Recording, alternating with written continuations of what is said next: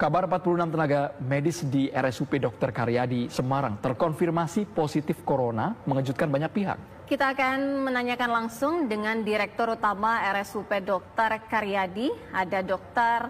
Agus Suryanto. Selamat petang, Pak Dr. Agus.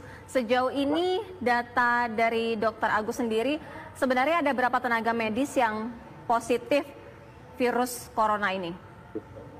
Baik, terima kasih. Selamat petang. Jadi kami perlu koreksi mungkin dari jumlah. Jadi data berdasarkan hasil pemeriksaan PCR tanggal 14 April yang diambil pada tanggal 8 April itu terdapat 34 pegawai yang positif. Yang terdiri dari 6 dokter spesialis dan 24 peserta PPDS. Peserta PPDS itu peserta pendidikan dokter spesialis. Kemudian ada 4 tenaga non-dokter atau tenaga kesehatan lain. Jadi ada 2 fisioterapis, 1 tenaga administrasi dan perawat, dan satu orang perawat. Berarti dokter totalnya berapa jumlahnya? Jadi total yang pegawai, seluruh pegawai sebetulnya secara kumulatif sejak bulan Februari itu ada 57 pegawai yang positif.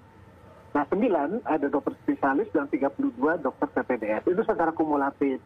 Hanya ini teman-teman yang dilakukan isolasi yang terakhir ini yang sedang di hotel Kosambi ini adalah teman-teman yang hasil pemeriksaan hasilnya tanggal 14 April kemarin secara bersamaan. Nah ini yang mengejutkan, memang kejadian positifnya itu sedikit agak luar biasa, peningkatan yang luar biasa, dan peningkatan ini sangat spesifik di spot-spot tertentu. Setidaknya di Rumah Sakit Karyadi ini ada 3 spot yang peningkatannya agak ekstrim.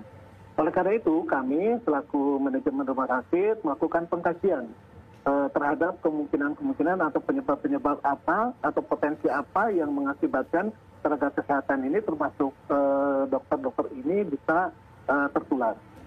Iya, Dokter Agus, kalau masih dicari penyebab asal, paling tidak informasi yang didapatkan karena apa? Ya, kita kan kalau mencari penyebab kan harus pengajiannya harus mendalam secara epidemiologi. Namun kita sudah mengidentifikasi beberapa potensi yang bisa terjadi.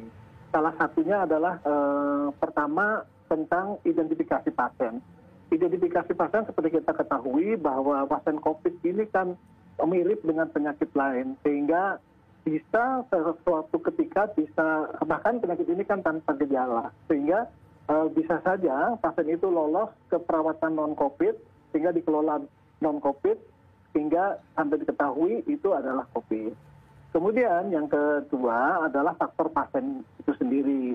Seperti yang sudah viral di beberapa media bahwa ada beberapa pasien yang memang tidak secara terus terang menyampaikan gejala kliniknya maupun riwayat perjalanan penyakit maupun perjalanannya. Karena ada salah satu pasien yang memang di daerah lain sudah dinyatakan rapid testnya positif tapi tidak pernah tidak menyampaikan atau tidak secara terus terang menyampaikan. Kemudian juga faktor screening. Faktor screening ini kan sangat rigid dan sangat ketat. Nah, ini salah satu faktornya, bisa saja faktor screening ini juga ada yang bolong begitu sehingga pasien ini bisa kelolosan. Kemudian faktor tenaga kita sendiri. Tenaga kita sendiri kami juga ingin meluruskan pada teman-teman bahwa tadi disebutkan bahwa di berbagai media kekurangan APD menyebabkan tertularnya tenaga medis. Mungkin perlu kami luruskan bahwa penggunaan APD itu sudah memiliki cuknisnya sehingga APD itu digunakan pada tempat-tempat yang sudah ditentukan. Seperti misalnya kalau zona merah maka APD yang seperti ini digunakan, zona kuning seperti ini, zona hijau seperti ini.